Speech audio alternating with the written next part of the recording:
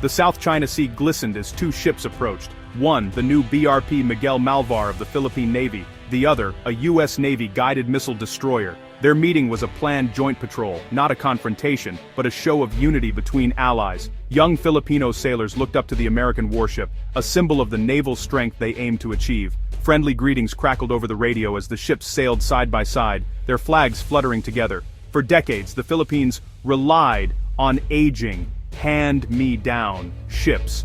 Now it's building a modern fleet with U.S. support and technology. This rendezvous marked a new era, mutual respect, shared goals, and a commitment to Indo-Pacific stability. The crews practiced communication and coordination, vital for seamless cooperation in any crisis. The U.S. destroyer's presence gave the Philippine frigate confidence to assert itself in contested waters.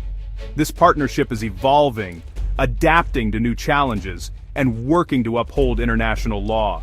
Together, they signal a united front for a peaceful, open maritime region.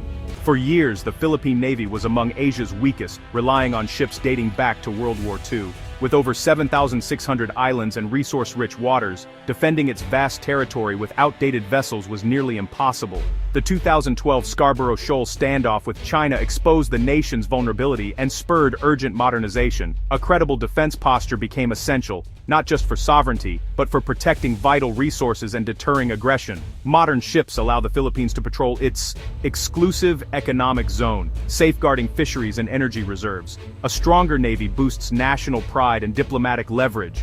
The goal, transform from a coastal force into a blue water navy, able to operate far from shore and partner with allies. This shift is about more than new ships. It's about building a capable professional force for a complex region. The South China Sea's security depends on nations like the Philippines having the means to defend their interests. Modernization is now a national security necessity, not a choice.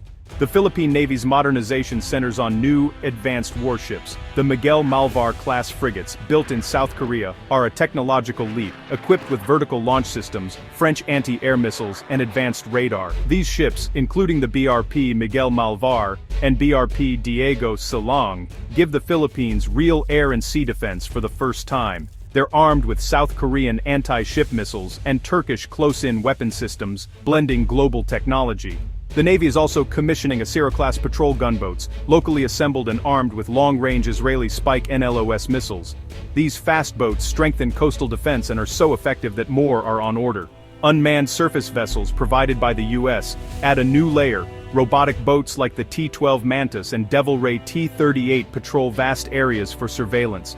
These drones extend the Navy's reach without risking sailors' lives. The modernization drive is transforming the fleet from outdated relics to a force ready for today's threats.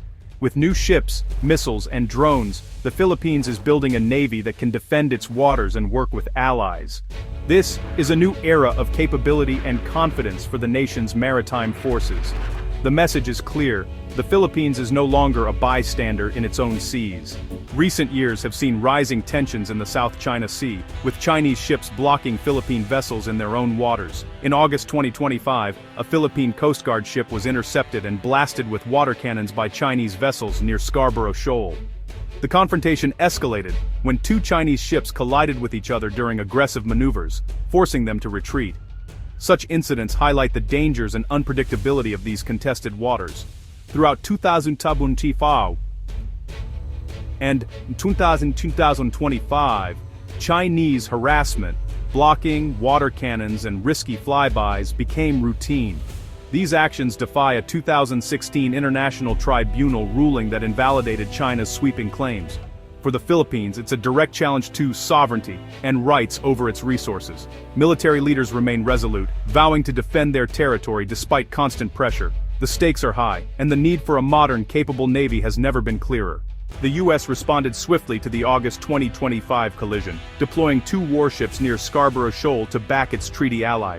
Strong diplomatic statements followed, condemning China's unsafe behavior and calling for respect of international law. Allies like Japan, Australia, and New Zealand joined in, urging peaceful resolution and adherence to UNCLOS. This united front showed China its actions were isolating it globally. The stability of the South China Sea is a global concern. Vital trade routes pass through these waters. By acting together, the US and its allies reinforce that international rules, not force, should govern the seas. Their collective stance puts diplomatic pressure on China and reassures smaller nations. The US is also strengthening alliances across the region, with joint exercises like Balikatan growing in scale and complexity. This network of partnerships forms a security architecture that deters aggression and promotes stability. The message, the world is watching and the rules-based order will be defended. Together, these nations are building a safer Indo-Pacific. US support goes beyond ships. It's about building Philippine capacity for the long term. Unmanned surface vessels like the T-12 Mantas are revolutionizing maritime surveillance, allowing remote monitoring of vast seas. US personnel in Palawan train Filipino sailors to operate and maintain these drones, ensuring independent operations. This knowledge transfer is as crucial as the hardware, empowering the Philippines to gather intelligence and respond to threats. The US also plans to donate retired warships, possibly even a cruiser, providing a major boost in firepower. These platforms would be prohibitively expensive for the Philippines to buy new. The comprehensive package, drones, training, and ships, aims to create a self-reliant, capable Philippine military. The goal isn't to fight for the Philippines, but to help it defend itself.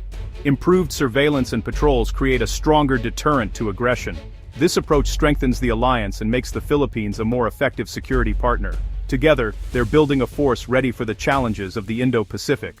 The US-Philippines alliance is vital for both nations and the Indo-Pacific. For the Philippines, it's the backbone of national security, providing support, technology, and training to defend its rights. The alliance deters aggression and lets the Philippines protect its interests with confidence. For the US, the partnership is key to maintaining a free and open region. Philippine waters are crucial for global trade. A modern Philippine Navy shares the security burden and contributes to joint operations. This partnership is about upholding international law, not just military might. By working together, they defend the principle that all nations have rights in international waters. The alliance doesn't seek conflict, but aims to prevent it through credible, united defense. Standing together, the US and Philippines help secure a peaceful, stable future for the region.